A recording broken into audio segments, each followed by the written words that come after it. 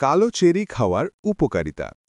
এতে থাকা অ্যান্থোসায়ানিন শরীরকে ফ্রি র্যাডিক্যাল ক্ষতি থেকে রক্ষা করে, রক্তে খারাপ কোলেস্টেরল কমায় এবং হৃদরোগের ঝুঁকি হ্রাস করে।